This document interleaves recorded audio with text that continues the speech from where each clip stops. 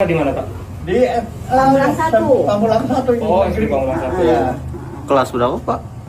Kelas 5. 5. Oh, kelas 5 sekarang. Dia waktu tinggal bapaknya kelas 3. Kelas 3. Tinggal bapaknya kelas 3. Dia sekarang baru naik kelas 5 ya? Ya sekuat saya lah. Iya. Saya harus kerja. Nggak mungkin. Iya. Udah umur. Perusahaan mana yang mau terima saya? Nggak ada kan? Iya. Iya udah. Ya ini serahin. Sama Allah. Allah. Allah yang ngatur itu kok. Kita nggak bisa ngapa-ngapain. Udah. Iya. Ya udah. Tribuners, karena tadi sempat terjadi kendala teknis, kita kembali ke Makassar. Sejumlah aktivis mahasiswa melakukan aksi unjuk rasa menolak pemberlakuan pembatasan pergerakan kegiatan masyarakat atau PPKM di kota Makassar. Aksi unjuk rasa tersebut digelar di pertigaan Jalan AP Petarani, Jalan Sultan Alauddin, Kota Makassar. Masa menyerukan PPKM tak memberikan hasil nyata dalam menyudahi pandemi COVID-19 yang hampir 2 tahun masih terjadi di Indonesia. Masa memblokade jalan menggunakan truk kontainer dan membakar ban bekas hingga mengakibatkan terjadinya kemacetan panjang. Selengkapnya akan disampaikan rekan jurnalis kami dari Tribun Timur, Muslimin Emba, yang kini sudah bergabung bersama kami. Halo Emba. Ya, Dea. Baik, Emba, bisa Anda ceritakan bagaimana jalannya demo menolak PPKM oleh sejumlah mahasiswa di Kota Makassar?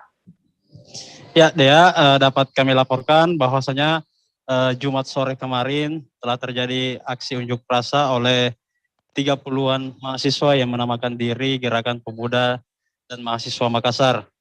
Unjuk rasa itu terkait aksi penolakan pemberlakuan pembatasan kegiatan masyarakat yang saat ini Kota Makassar menerapkan PPKM 4. Di mana dalam tuntutannya pengunjuk rasa menolak pemberlakuan PPKM ini dengan alasan membatasi ruang gerak masyarakat, khususnya perekonomian kalangan masyarakat bawah, utamanya pelaku UMKM dan pedagang pasar, begitu dia.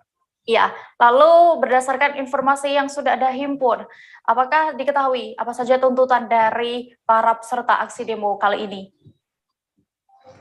Adapun poin utama tuntutan dari unjuk rasa itu, yaitu meminta penerapan PPKM ini segera dicabut. Alasannya sudah banyak karyawan atau pekerja yang di PHK akibat pembatasan ruang gerak masyarakat ini. Selain itu, pembatasan ini juga dianggap telah melumpuhkan perekonomian masyarakat, khususnya kalangan bawah, yang kemudian mengakibatkan angka kemiskinan juga bertambah oleh mahasiswa, dianggap sangat merugikan masyarakat. Selain itu, efektivitas dari penerapan PPKM ini untuk menekan angka penyebaran COVID-19 juga dinilai kurang efektif lantaran meningkatnya angka keterpaparan COVID di masyarakat. Dea.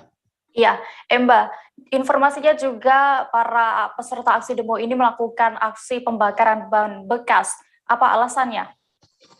Ya, untuk aksi pembakaran bahan bekas itu sebagai bentuk protes terhadap kebijakan yang ada, kemudian mereka memalan truk yang kemudian untuk dijadikan panggung orasi.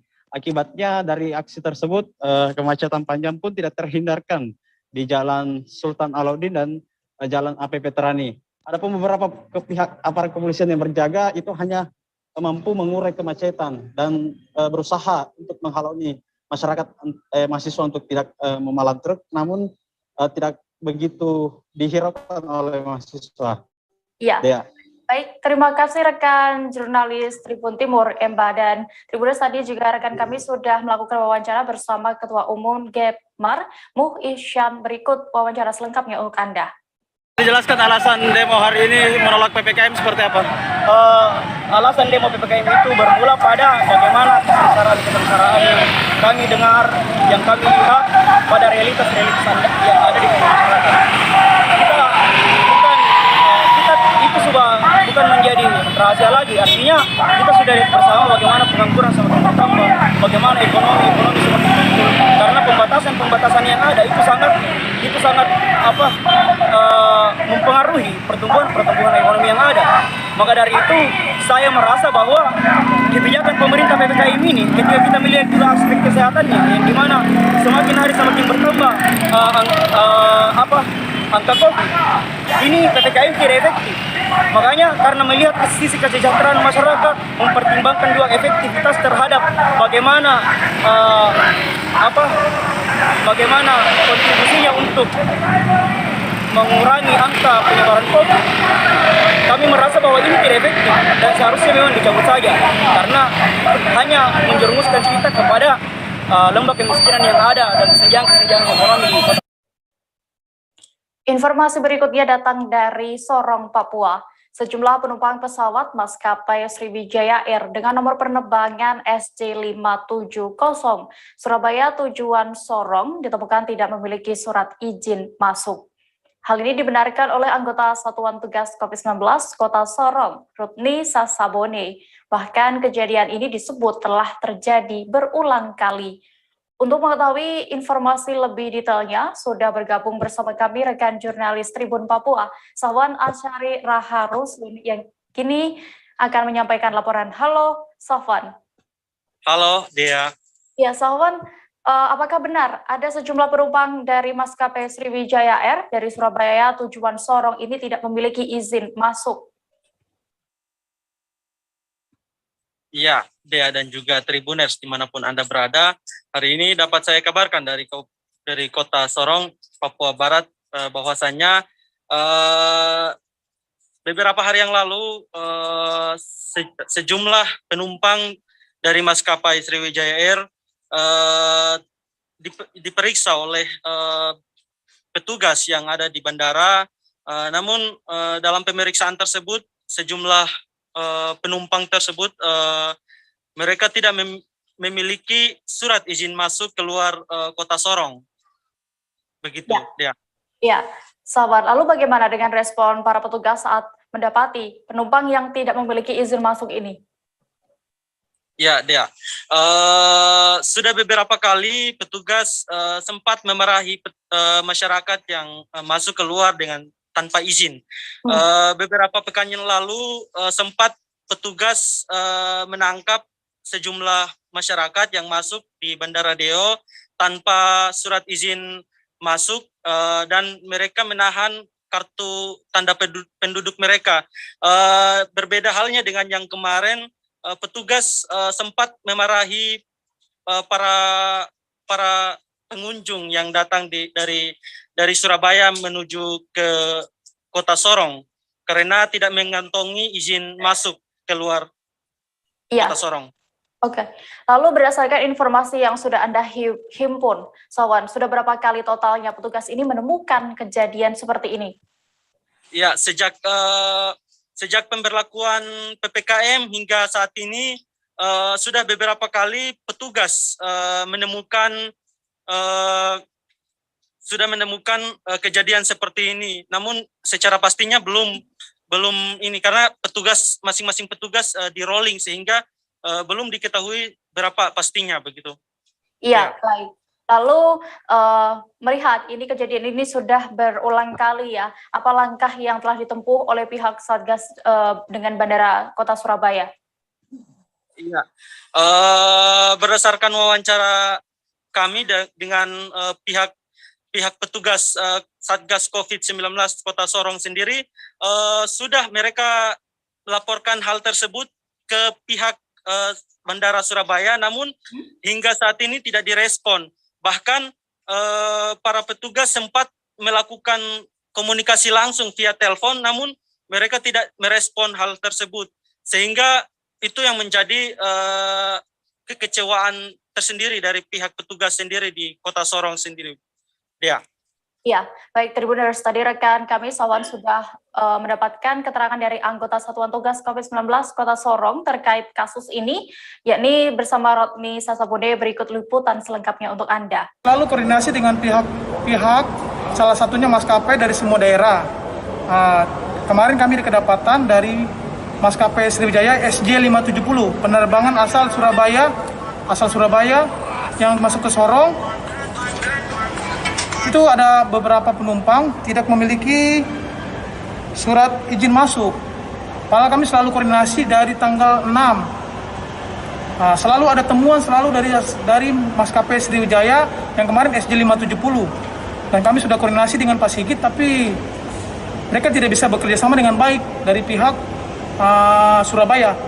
Beda dengan dari Makassar sama Jakarta, koordinasi baik sehingga mereka tidak ada temuan di sini. Tulisan ini seperti ini. Dengan situasi bencana non alam COVID-19 yang melanda negara Kesatuan Republik Indonesia, menyatakan bahwa saya mengetahui peraturan penanganan dari gugus COVID di daerah yang saya tuju. Apabila terdapat kekurangan persyaratan yang diperlukan, saya bersedia mengikuti prosedur dari gugus COVID di daerah yang saya tuju dan membebaskan pengangkut atau maskapai dari segala tuntutan tanggung jawab. Bayangkan itu. Surat pernyataan ini saya buat tanpa paksaan dari pihak manapun. Dengan ini saya memahami segala risiko atas pernyataan tersebut. Ini surat yang dikeluarkan dari maskapai SJ57. Tribuners, kami akan kembali seusai jeda sejenak. Tetaplah di live update. Oke, apa kabar Bang Arif di sini untuk strateginya? Kalau saya sendiri di Jumit 37 ini yang semalam baru mulai, Apa yang saya dirasakan udah Kapten Nita? Sebenarnya aku nggak ngerasain penangkapan atau penggerebegan atau apapun itu, karena gini loh, posisinya aku kriteria. Jadi kita mengenal disebut dengan stroke yang tidak berdarah dengan stroke yang berdarah. Stroke yang tidak berdarah itu biasanya ditandai dengan adanya penyumbatan. Kalau itu terjadi di sini mungkin pikirnya tidak ke situ kali ya, tapi kalau di Korea atau di Kamboja itu ada beberapa paper yang saya itu mas, ya, dulunya tukang koran. Oh gitu ya. Tukang koran. Ya, saya baca itu Pak. Tuh kan, pernah baca kan? Ya. Jadi kalau saya jadi tanggam itu udah bersyukur banget. Si anak ini dijadikan sebagai tersangka begitu. Ya, kalau ini kita bicara yang di luar kasus Sibolombo ya. Dengan nama hujan shower, di mana terdapat batas jelas antara daerah hujan dan tidak hujan yang biasanya terjadi pada fase awal mature stage atau tahap berbahaya itu Kang. Jadi mulai artinya terjadinya perlembekan. Nah itu untuk penetrasi akan sulit begitu ya. Dok, saya ini menurut saya memang tidak mudah, bukan urusan tanah diambil. Kalau misalnya Amerika Serikat sekarang, Rasulullah mengatakan. Kembali di live update Tribuners, kita menuju ke informasi berikutnya. Ratusan warga antusias melakukan vaksinasi massal di halaman Masjid Besar Al-Azim, Cigombong, Kabupaten Bogor pada hari ini Sabtu 7 Agustus. Pantauan tribunnews.bogor.com, pelaksanaan vaksinasi massal ini dibagi dalam beberapa tahap, yakni mulai dari registrasi hingga disuntik vaksin yang dilakukan di lantai 2 aula masjid. Proses vaksinasi pun terpantau lancar dan tidak terjadi antrean. Detail informasinya akan disampaikan langsung oleh rekan wartawan kami dari Tribun News Bogor, Yudis Tira, yang kini sudah bergabung bersama kami. Halo Yudis. Ya, baik Dea. Ya, Yudis, bisa Anda informasikan atau ceritakan berdasarkan pantauan Anda di lokasi tadi, bagaimana respon masyarakat terkait vaksinasi massal di Cigombong? Ya, baik, dapat saya sampaikan Dea bahwa memang hari ini tepatnya Agustus, tepatnya di hari Sabtu ini, Menteri Desa melakukan kunjungan langsung ke Desa Cigombong, Kecamatan Cigombong, Kabupaten Bogor, di mana pada hari ini dilaksanakan vaksinasi massal yang merupakan program percepatan vaksinasi untuk masyarakat, untuk vaksinasi massal nasional begitu. Dan dalam pantauan saya di lapangan memang proses vaksinasi kali ini berjalan tertib lantaran memang masyarakat diarahkan oleh beberapa petugas yang telah standby untuk diarahkan. Di antaranya masyarakat tadi diminta data diri, mengisi registrasi langsung menuju area vaksinasi yang ada di lantai 2 halaman Masjid Al-Azim Cigombong. Baik, lalu vaksinasi kali ini diperuntukkan untuk masyarakat dari kalangan mana saja, Yudis? Ya, untuk vaksinasi ini diperkenankan oleh masyarakat khususnya yang ada di wilayah Cigombong. Itu guna untuk meminimalisir paparan COVID-19 yang memang angkanya terus bertambah, terutama di Kabupaten Bogor. Sehingga dengan vaksinasi massal, program percepatan vaksinasi nasional ini dapat meminimalisir paparan virus corona begitu. Ya. Lalu bagaimana tadi harapan warga yang telah melakukan vaksinasi ke depannya? Ya baik, tadi memang masyarakat begitu antusias untuk melakukan ataupun disuntik vaksin, dan masyarakat juga sangat senang dengan adanya pelaksanaan vaksinasi massal nasional ini, dan diharapkan vaksinasi massal nasional ini dapat merata dan dapat diikuti oleh semua warga sehingga nantinya tidak perlu lagi khawatir terpapar virus corona. Kendati demikian, memang warga juga tadi diminta untuk tetap menjaga protokol kesehatan yang ada. Tadi juga sekitar pukul 10.30 waktu Indonesia bagian Barat, Menteri Desa sempat meninjau langsung ke area vaksinasi tersebut. Beliau berpesan agar masyarakat dapat mengikuti vaksinasi massal yang diprogramkan pemerintah demi mencegah penyebaran virus corona. Ya, baik, terima kasih rekan jurnalis Tribun News Bogor, Yudhistira melaporkan dari Cikobong. Kita beralih ke kabar berikutnya, Tribuners. Panglima TNI Marsikal Hadi Cahyanto dan Kapolri Jenderal Listio Sigit Prabowo meninjau langsung penanganan COVID-19 di Kota Tarakan. Keduanya tiba di Kota Tarakan menggunakan pesawat TNI Angkatan Udara pada Jumat 6 Agustus sekira pukul 11.30 waktu Indonesia Tengah. Kedatangan rombongan orang nomor 1 tersebut disambut langsung oleh Gubernur Kaltara Zainal Arifin Palembang bersama Danrem 092 Maharaja Lila Brigjen TNI Suratno serta unsur Forkopimda Provinsi Kalimantan Utara dan Wali Kota Tarakan Dr. Hairul. Kabar selengkapnya akan disampaikan rekan wartawan kami dari Tribun Kaltara, Andi Pausia, yang kini sudah tersambung bersama kami. Halo Andi. Ya, halo rekan Dea.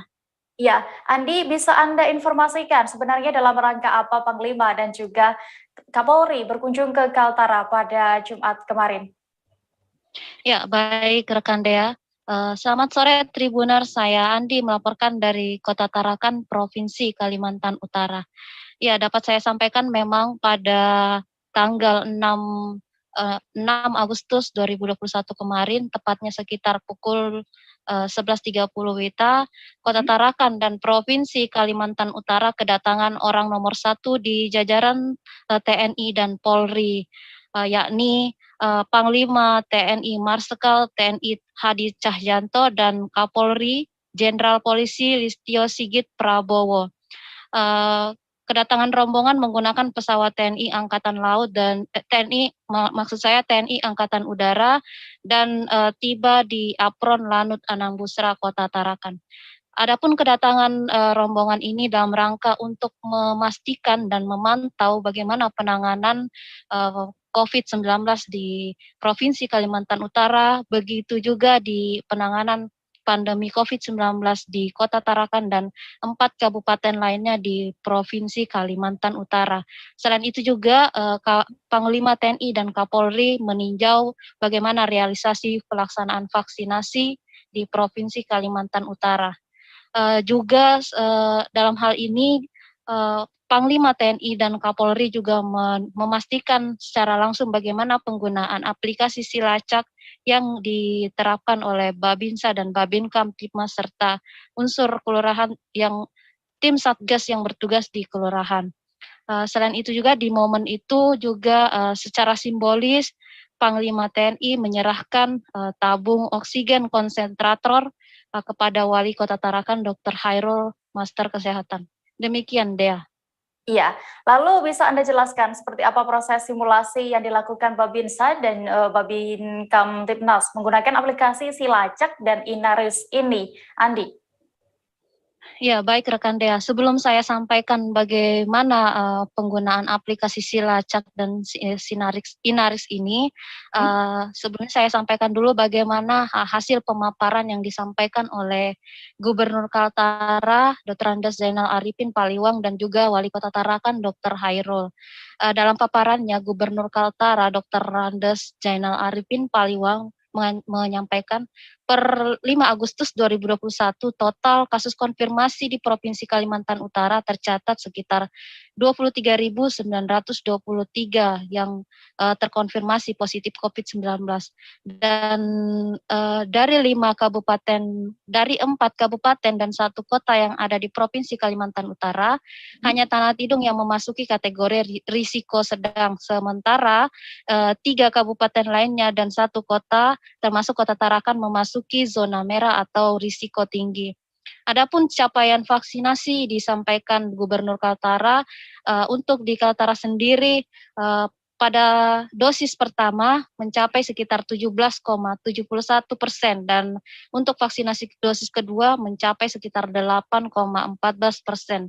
Adapun realisasi vaksinasi terbaru dilaksanakan oleh Binda Kaltara belum lama ini, yakni total sekitar 1.500 dosis disuntikan kepada tenaga pendidik di lingkungan perguruan tinggi di Provinsi Kalimantan Utara. Sementara itu, Gubernur Kaltara kembali menyebutkan untuk beberapa item seperti bed occupancy ratio atau BOR, kemudian alat kesehatan, yang paling dibutuhkan sebenarnya adalah oksigen medis. Dan belum lama ini Provinsi Kaltara menerima bantuan dari beberapa perusahaan seperti dari KPUC dan dari PT Pupuk Kaltim untuk bantuan oksigen medis kepada untuk menangani pasien COVID-19. Dan Wali Kota Tarakan Dr. Hairul M.Kas juga dalam hal ini ikut memaparkan bagaimana penanganan pandemi COVID-19 di Kota Tarakan. Sebenarnya dikatakan Wali Kota Tarakan Dr. Hairul, adanya pertambahan kasus di Juli ini dikarenakan adanya klaster dari pelaku perjalanan pada Idul Fitri kemarin. Kemudian dibeberkan Dr. Hairul pada tahun 2020 lalu pertumbuhan ekonomi sempat terkontraksi di minus 0,78% dan akhirnya di triwulan pertama tahun 2021 pertumbuhan ekonomi Tarakan tumbuh positif di angka 0,38%. Dan juga setelah adanya lonjakan kasus ini, RT Siaga dan juga Kampung Trengginas kembali diaktifkan. Sebenarnya RT Siaga dan Kampung Trengginas ini sendiri sudah dibentuk pada 2020 lalu di masa pembatasan sosial berskala besar atau PSBB. Dan kemudian terakhir Wali Kota Tarakan Dr. Hairul memaparkan tentang kegiatan pengaktifan tracing, testing, dan treatment di berbagai pintu masuk. Juga dilakukan kegiatan swab acak atau pengambilan sampling kepada penumpang baik di bandara maupun di Pelabuhan Malundung. Dan untuk adapun penggunaan aplikasi Silacak ini dikatakan Panglima TNI ini digunakan teknis penggunaannya sendiri setelah dilakukan kegiatan tracing oleh Babinsa, Babin Kamtipmas dan juga bekerja sama dengan tim Satgas Kelurahan, data dimasukkan di dalam aplikasi Silacak. Begitu juga aplikasi Inarix untuk membantu membaca bagaimana perubahan zona, apakah zona merah, zona oranye atau zona kuning yang ada di dalam sebuah wilayah. Demikian, Dea. Iya, lalu Andi, saat melakukan kunjungan ini ya, apa saja pesan dari Panglima TNI dan juga Kapolri dalam kunjungan ini? Ya, adapun Panglima TNI Marsikal TNI Hadi Cahyanto dan Kapolri Jenderal Polisi Listio Sigit Prabowo mengatakan menekankan untuk bersama-sama seluruh unsur baik TNI dan Polri untuk menurunkan kasus positif COVID-19. Dalam hal ini harus bekerja sama dengan pemerintah dan segenap komponen masyarakat, menegakkan disiplin prokes serta melalui pendekatan kultural dan kearifan lokal. Dan juga tentunya satu hal yang paling penting yakni pengoptimalan di 3T, yakni tracing, testing, dan treatment. Juga persiapan isolasi terpusat dan dukungan bagi pasien yang sedang menjalani isolasi mandiri dan isolasi terpusat. Dan terakhir Panglima TNI Marsikal Cahjanto mengatakan dalam hal ini Babinsa dan Babin Kamtibmas harus seperti dalam film kartun Upin dan Ipin, bersinergi selalu bersama-sama dalam hal melakukan tracing kompak dan selalu aktif untuk melakukan pelaporan kasus konfirmasi positif di wilayah tugasnya masing-masing. Demikian Dea. Ya, baik Andi. Lalu Tribuners tadi juga sudah berhasil mendapatkan keterangan dari Panglima TNI Marsikal Hadi Cahyanto dan juga Kapolri Jenderal Listio Sigit. Berikut liputan selengkapnya untuk Anda. Kita menguatkan langkah-langkah yang ada di dalam PPKM level 1 dan 4 yang di dalamnya utamanya masalah mobilitas yang masih betul-betul kita jaga, kepatuhan penggunaan masker dan kita tapi dengan catatan apakah isoternya, ada nakesnya, ada obat-obatannya, itu juga harus dipikirkan. Jangan sampai nanti masyarakat yang terkonfirmasi dibawa ke isoternya tidak ada apa-apa. Salah satu contoh kasus bagus, Bapak-Bapak dan Ibu sekalian, itu adalah kasus di wilayah Jogja, di Kabupaten Bantul, wilayah Puskesmas Bambang Lipulo. Kebetulan ini Kapolranya Bambang. Ketika ada kasus konfirmasi yang tinggi, kemudian dari desa tersebut inisiatif Puskesmas kita rubah menjadi isoter. Beralih ke informasi selanjutnya, Tribuners. Seorang pedagang sayur bernama Slamet merasa beruntung karena dagangannya diborong oleh Kapolsek Matraman Kompol Tejo Asmoro. Ia pun menceritakan ketika itu sedang melintas di sentra vaksin COVID-19 Merdeka SMKN 5 Matraman, Kelurahan Pisangan Baru, Jakarta Timur.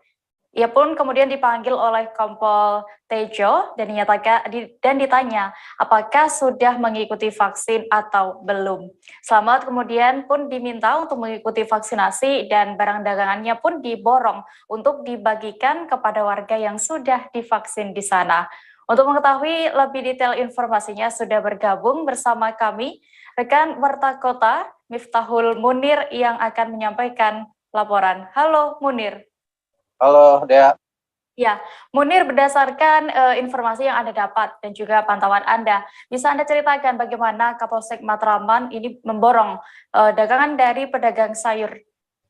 Baik, bisa saya jelaskan ketika Kapolsek Matraman Kompol Tejo Asmoro sedang mengatur lalu lintas dan mengarahkan peserta vaksin untuk PSMA N5 Matraman. Kemudian ada seorang pedagang sayur bernama Slamet ini melintas di sekitar lokasi. Kemudian Teja memanggil pedagang sayur itu untuk ditanya apakah pedagang itu sudah melakukan vaksin atau belum. Saat dijawab ternyata pedagang bernama Slamet ini belum melakukan vaksinasi COVID-19 baik tahap 1 ataupun tahap 2. Karena alasan Slamet tidak mau vaksin berKTP daerah, yaitu dari asal kampung halaman Jawa Tengah. Kemudian setelah dipanggil, akhirnya Kapolsek meminta untuk sayurannya dibagikan kepada warga yang sudah vaksin dengan menunjukkan surat vaksin, sehingga Slamet tidak perlu lagi untuk keliling wilayah Matraman Jakarta Timur untuk menjual barang dagangannya karena sudah diborong oleh Kapolsek Matraman. Demikian rekan Dea. Iya, lalu bagaimana dengan tanggapan dari Slamet sendiri, selaku pedagang sayur yang dagangannya diborong oleh Kapolsek? Baik, untuk Slamet sendiri merasa bersyukur karena hari ini ya tidak perlu lelah atau tidak perlu capek-capek berkeliling wilayah Matraman, Jakarta Timur untuk menjual barang dagangannya. Karena dengan adanya kebaikan dari Kapolsek Matraman Kompol Tejo Asmoro, dia bisa pulang cepat ke rumahnya untuk beristirahat pasca disuntik vaksin COVID-19 tahap pertama. Demikian rekan Dea. Ya, Munir. Lalu berapa jumlah sebenarnya kuota vaksin saat itu? Untuk jumlah vaksin di wilayah Pisangan Baru, Kecamatan Matraman Jakarta Timur ini ada sebanyak 200 200 dosis vaksin untuk warga sekitar. Hal ini karena warga sekitar masih banyak yang belum menerima vaksin tahap pertama, lantaran mereka malas datang ke sentra vaksin yang berada di luar wilayah Matraman, Jakarta Timur atau jauh dari pemukiman rumahnya. Demikian rekan Dea. Ya, baik Munir. Tribuners, tadi rekan kami juga sudah berhasil melakukan wawancara bersama Kapolsek Matraman, Kompol Tejo Asmoro. Berikut wawancara selengkapnya untuk Anda. Target kuotanya berapa banyak Bang di sini Bang? Untuk per hari 200, kita ada 31 RW. Jadi pencapaiannya nanti dilaporkan setiap sore, ya kan, seluruh yang ada di Jakarta Timur. Alhamdulillah kita merangsang, memicu masyarakat untuk datang berbondong-bondong.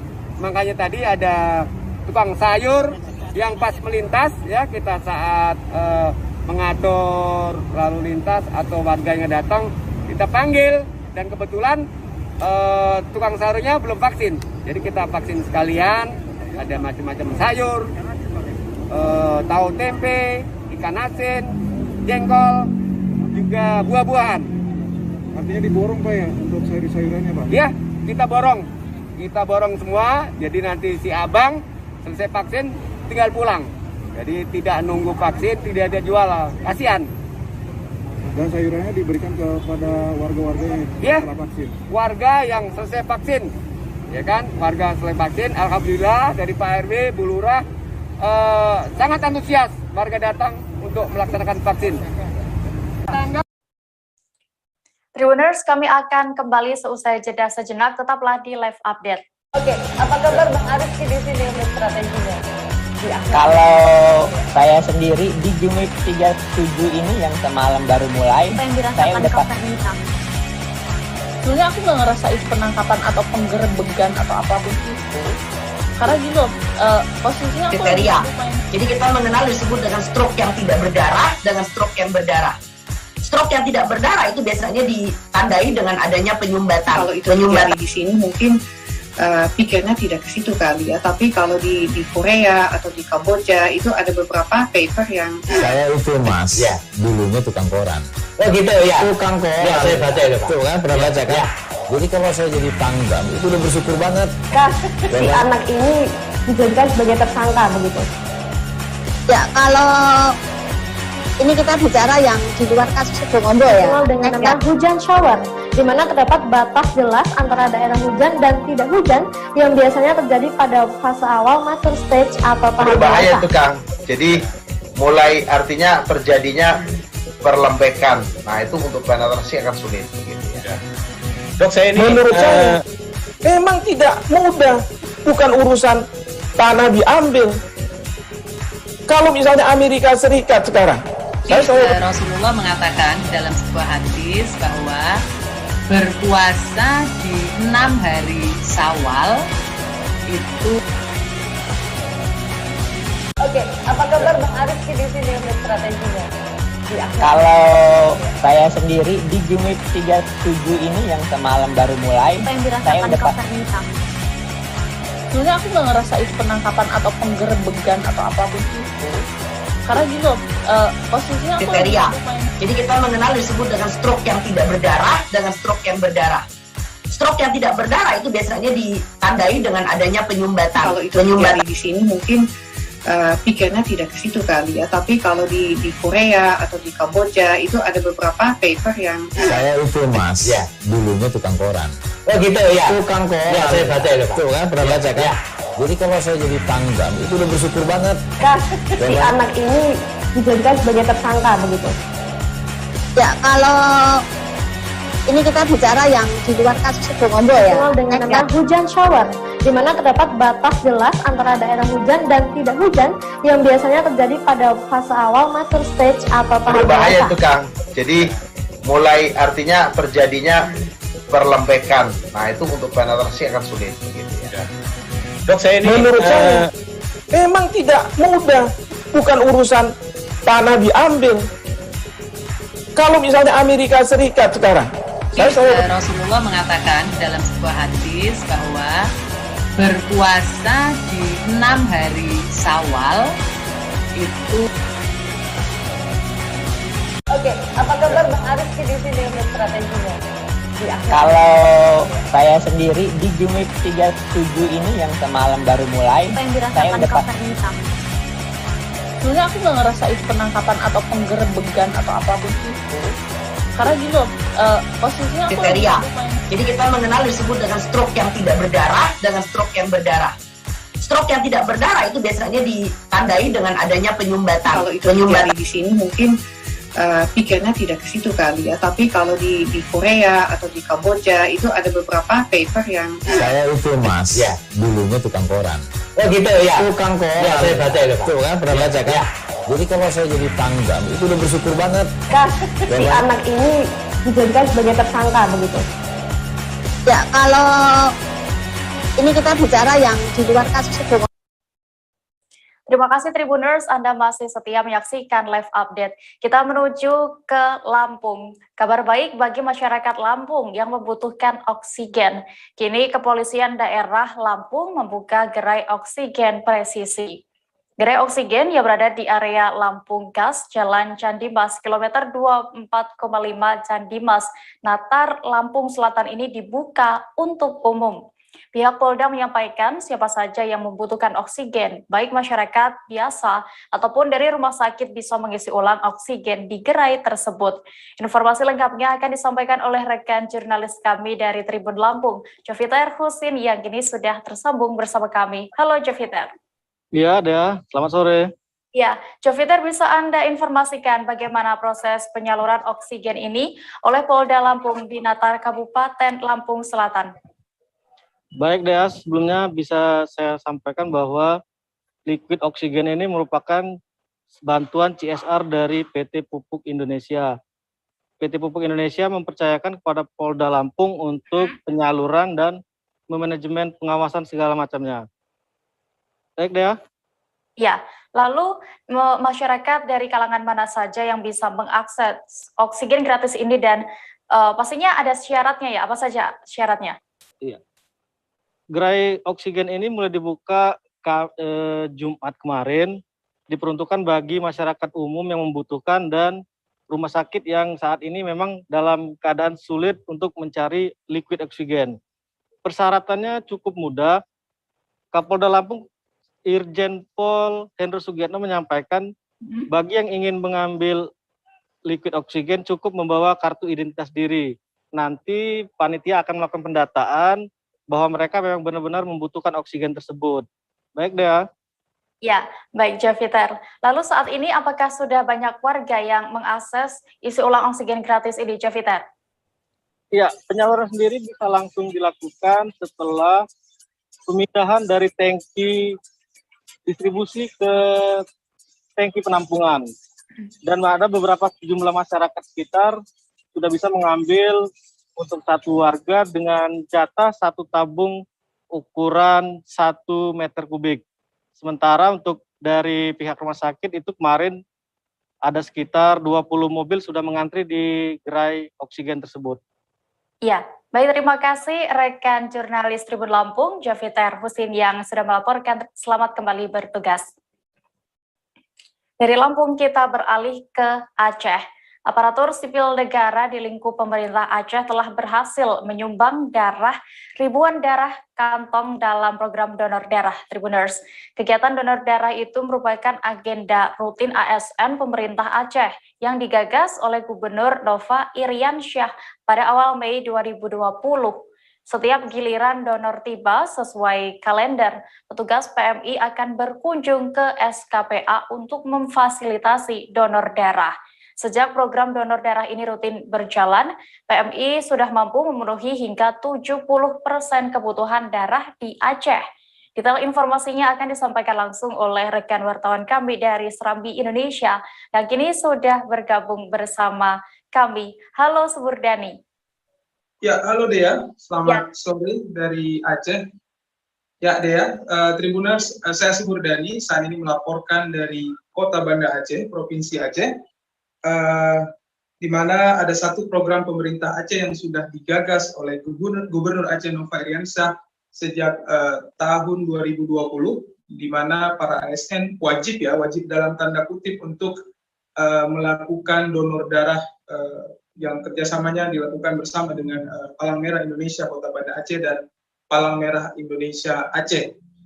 Sejak Mei tahun 2020 hingga kemarin tepatnya, pemerintah Aceh sudah berhasil mengumpulkan darah sebanyak 3.500 kantong, dan darah ini dengan secara kebersamaan diserahkan kepada PMI cabang Kota Banda Aceh dan PMI Aceh. Dea. Ya, Dani, lalu berdasarkan informasi yang Anda himpun, hingga kapan kegiatan donor darah ini akan dilakukan pemerintah Aceh? Iya, hingga saat ini Dea belum ada kejelasan dari pemerintah Aceh kapan akan dilaksanakan, hingga kapan akan dilaksanakan kegiatan ini. Yang pasti setiap bulan, seperti yang kita laporkan sebelumnya, bahwa pemerintah Aceh terus mendatangi setiap satuan kerja pemerintah Aceh ataupun SKPA ke dinas-dinas untuk melakukan kegiatan donor darah tersebut. Namun hingga saat ini kita belum mendapatkan konfirmasi kapan ini akan berhenti. Dan juga kami laporkan Dea, di tengah kondisi yang seperti ini, kita lihat masyarakat sangat antusias mengikuti kegiatan ini ataupun ASN tersebut. Ya, lalu di tengah pandemi, terlebih masa PPKM yang sempat berlangsung, apakah program ini juga tetap dilakukan, Dani? Ya, Dea, bisa kita laporkan kegiatan ini terus berlanjut dan dalam waktu yang belum kita ketahui sampai kapan. Di tengah pandemi bisa kita laporkan kegiatan berjalan normal dengan seperti sebelumnya. Hanya saja karena ini kondisi pandemi, tentu kegiatan tersebut dilakukan dengan penerapan protokol kesehatan yang cukup ketat.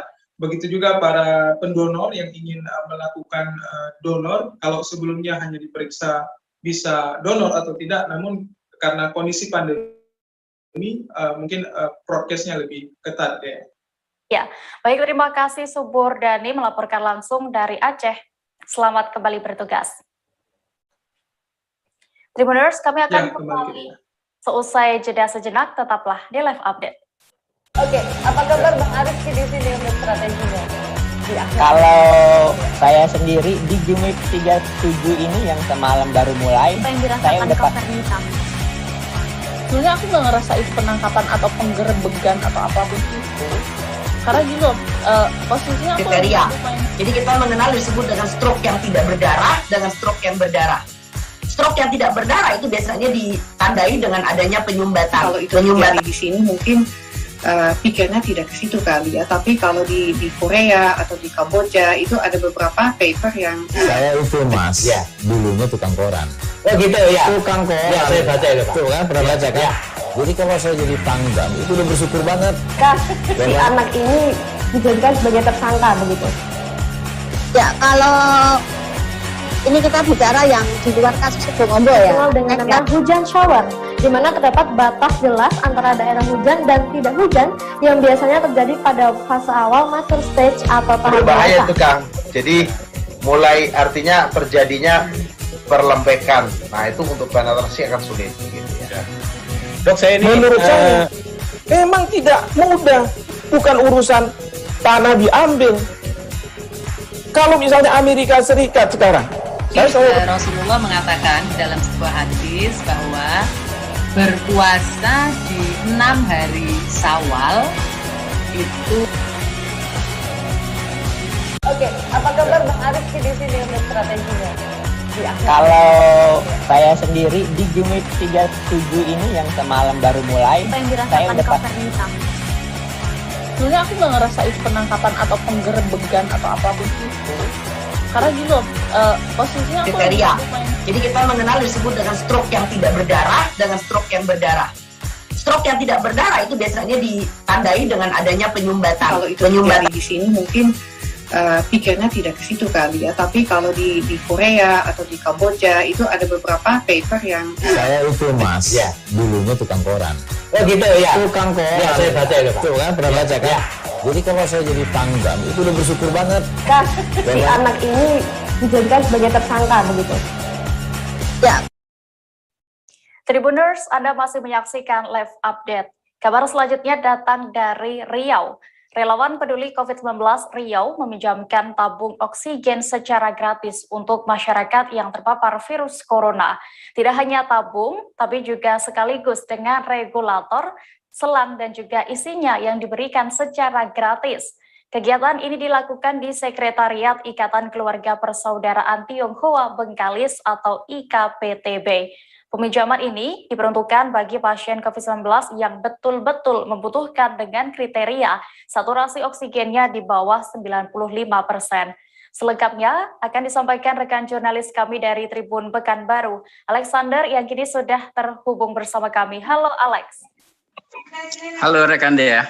Ya Alex, bisa Anda informasikan berdasarkan informasi yang sudah Anda himpun, apa alasan dari relawan peduli COVID-19 Riau ini menjalankan program tabung oksigen gratis? Baik, terima kasih rekan Dea. Sebagaimana diketahui, angka penularan COVID-19 di Provinsi Riau itu cukup tinggi sampai hari ini, dan khususnya di Pekanbaru. Dan tabung oksigen sampai hari ini juga menjadi barang langka yang cukup sulit didapatkan. Oleh karena itu, pihak relawan COVID-19 Provinsi Riau berinisiatif untuk memberikan pinjaman tabung oksigen kepada masyarakat yang membutuhkan. Demikian rekan Dea. Ya, lalu berapa total tabung oksigen yang disediakan oleh relawan peduli COVID-19 di Riau ini, Alex? Untuk jumlahnya ada 100 tabung oksigen. Nah, namun masyarakat yang meminjam tabung oksigen itu tidak terbatas hanya 100 itu saja, karena itu akan diberikan secara bergilir. Setelah satu masyarakat menggunakan, kemudian dikembalikan, namun bisa digunakan oleh masyarakat yang lainnya setelah itu. Demikian rekan Dea. Iya, Alex, berdasarkan informasi yang ada disebutkan bahwa untuk bisa mendapatkan oksigen gratis ini harus dengan kriteria saturasi oksigen pasien di bawah 95%. Lalu apakah ada persyaratan lainnya? Ya, betul sekali. Ada syarat lain yang harus dipenuhi oleh masyarakat yang meminjam, yaitu melampirkan surat rekomendasi dokter, baik itu dari dokter dari puskesmas maupun dokter dari rumah sakit.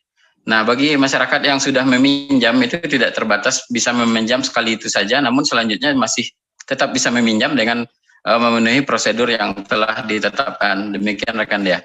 Ya, lalu bagaimana dengan tanggapan masyarakat dan juga harapan dari relawan peduli COVID-19 Riau ini atas berhasilnya dijalankan program oksigen gratis? Oke, masyarakat sangat berterima kasih sekali kepada relawan peduli COVID-19 Provinsi Riau, dan masyarakat yang datang ke sana tidak terbatas, tidak ditentukan masyarakat golongan mana saja, tapi bebas. Pokoknya masyarakat Provinsi Riau itu bebas bisa meminjam di sana. Dan sebagaimana diketahui, relawan COVID-19 ini pergerakannya tidak hanya pada saat ini saja, namun sejak awal COVID mulai masuk ke Provinsi Riau, mereka sudah mulai bergerak membagikan sembako, kemudian juga memberikan banyak bantuan kepada masyarakat, sehingga masyarakat memang sudah tidak asing lagi dengan relawan COVID-19. Demikian rekan Dea. Ya, baik, terima kasih rekan Alexander yang melaporkan langsung dari Riau. Selamat kembali bertugas. Terima kasih. Tribuners, kita beralih ke kabar berikutnya. Bali Medical Tourism Association atau BMTA Provinsi Bali bertekad membangun optimisme baru pariwisata di sana dengan mempromosikan searah daerah setempat, maksud saya, sebagai wisata medis. Untuk program wisata medis ini, pihak BTMA menggandeng 14 rumah sakit yang ada di Bali. Hingga saat ini beberapa rumah sakit yang sekiranya bisa melakukan program wisata medis ini masih dipilah. Dan nantinya juga akan ada sosialisasi ke seluruh rumah sakit di Bali terkait keikutsertaan wisata medis. Kabar selengkapnya akan disampaikan rekan wartawan kami dari Tribun Bali, Niluh Putu Wahyunisari yang kini sudah tersambung bersama kami. Halo Sari. Ya, halo Dea. Ya, Sari, bisa Anda informasikan berdasarkan informasi yang sudah Anda dapat sejauh ini bagaimana perkembangan program wisata medis di Bali? Ya, baik. Menurut Kepala dari BMTA atau Bali Medical Tourism Association, Dr. Patra mengatakan bahwa saat ini pihaknya masih melakukan pemilahan beberapa rumah sakit yang ada di Bali untuk keikutsertaannya dalam program wisata medis. Selain itu, nantinya pihaknya juga akan melakukan beberapa sosialisasi ke seluruh rumah sakit yang ada di Bali. Dan jika ada yang berminat, dapat melakukan pengembangan layanan sesuai dengan SDM yang ada. Sementara itu wisata medis ini juga akan menyasar lokal terlebih dahulu. Setelah itu nanti baru akan ada pasien-pasien yang diperiksa juga mungkin dari luar negeri yang akan juga nanti dicek kembali ke beberapa rumah sakit yang sudah pernah sebelumnya melakukan wisata medis, Dea.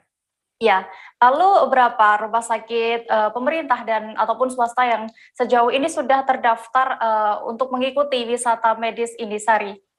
Iya, untuk rumah sakit pemerintah sendiri, Dr. Patra memberikan data berupa yang pertama Rumah Sakit Umum Pusat Sanglah Denpasar dengan layanan unggulannya yakni jantung. Yang kedua Rumah Sakit Umum Daerah Bali Mandara dengan layanan unggulan kankernya, Rumah Sakit Umum Daerah Mangusade yang juga mengunggulkan layanan jantungnya, serta terakhir Rumah Sakit Bayangkara dengan layanan hiperbariknya. Sementara untuk rumah sakit swasta yakni seperti Rumah Sakit Bros dengan layanan unggulan bayi tabungnya, Rumah Sakit Siloam dengan layanan bedah plastiknya, Rumah Sakit Prima Medica dengan layanan kankernya, Rumah Sakit Kasibu dengan layanan kanker dan neurosainsnya. Selain rumah sakit, ternyata beberapa klinik di Bali juga mengikuti program wisata medis ini, Dea. Salah satunya yakni klinik seperti klinik Pentamedica dengan layanan evakuasi, juga klinik 9011 dengan layanan dentalnya. Ya, baik Sari. Lalu bagaimana rencana agar wisata medis ini bisa segera berlangsung di Bali? Ya, Dr. Patra sendiri mengatakan pihaknya tidak ingin menghilangkan pajak, namun lebih ingin pemerintah memperhatikan terhadap insentif pajak, khususnya untuk pengadaan obat-obatan serta alat medis untuk menunjang program wisata medis ini. Karena obat-obatan selama berada di luar Indonesia itu terkena pajak, ketika masuk ke Indonesia juga terkena pajak, beredar di masyarakat juga terkena pajak, sehingga rumah sakit pun ketika memberikan kepada pasien itu juga akan mengenakan pajak. Kendalanya di situ. Nah, ia juga berharap semoga nantinya di Indonesia ada pabrik farmasi seperti di India yang bisa membuat harga obat-obatan itu lebih kompetitif lagi, Dea. Ya. Kita mulai start dulu dengan PCR ini. Nah gitu, jadi PCR ini, alat ini sekarang ada di klinik Sada Jiwa. Jadi besok kita akan opening untuk katakanlah uji coba mesin itu. Kemudian kami sudah mengajukan rekomendasi karena dia izin secara formal dari Kementerian Kesehatan sudah punya. Tinggal sekarang kalau dia ini adalah laboratorium PCR bergerak, itu harus ada rekomendasi dari Dinas Provinsi. Kemarin hari Kamis kami sudah menghadap ke Bapak Kepala Dinas Kesehatan dan beliau juga mendukung karena tadi sudah dikatakan oleh Dinas Pariwisata kalau itu 8.000 yang kecil kemarin sempat dibuka itu perlu pemeriksaan PCR, mungkin Bali memang harus kita tambahkan untuk hal itu. Jadi kami sekarang mendorong mudah-mudahan dengan adanya kesempatan ini di nasional kita kemarin itu hanya melihat keluar. Tapi ini memang momen yang kita harus melihat di sekitar kita. Beralih ke kabar berikutnya, Tribuners. Sejak penerapan pemberlakuan pembatasan kegiatan masyarakat atau PPKM, aktivitas masyarakat ramai di kawasan Piwang dibatasi oleh pemerintah. Pembatasan ini dilakukan dalam upaya menekan penyebaran virus corona yang masih mewabah. Pemerintah melalui Satgas COVID-19 di tingkat Kabupaten Natuna pun bahkan mendirikan tenda posko COVID-19 di kawasan Pantai Piwang. Bahkan kini pintu masuk keluar pantai telah dipasangi portal. Untuk mengetahui informasi lebih detailnya sudah bergabung bersama kami rekan jurnalis dari Tribun Batam, Jalia, yang akan menyampaikan laporan. Halo Jalia. Ya, selamat sore Dea. Jalia, bisa Anda informasikan seperti apa mekanisme penertiban yang dilakukan terhadap pengunjung kawasan Pantai Piwang yang disebut masih ramai? Ya, Pantai Piwang ini sebelum saya jelaskan, Pantai Piwang adalah merupakan sebuah taman pantai yang berada di kawasan pantai, tetapi juga berada di pinggir jalan raya dan merupakan jantung dari ibu kota Kabupaten Natuna. Dan di sini memang penerapan PPKM diberlakukan mulai pada pukul 17 waktu Indonesia Barat atau pukul 5 sore, di mana pada saat ini maka petugas keamanan dari Satpol PP dan pemadam kebakaran akan menutup portal masuk dan keluar dari Pantai Piwang ini agar masyarakat tidak bisa masuk lagi ke dalam, akses ditutup, dan memang pengamanan dilakukan sangat ketat dari ujung ke ujung di kawasan Pantai Piwang ini. Iya, lalu bagaimana dengan respon masyarakat atau pengunjung Pantai Piwang setelah Pantai Piwang ini di portal? Ya, masih ada dari pantauan kami bahwa masyarakat ini masih ada yang bisa kita katakan membangkang.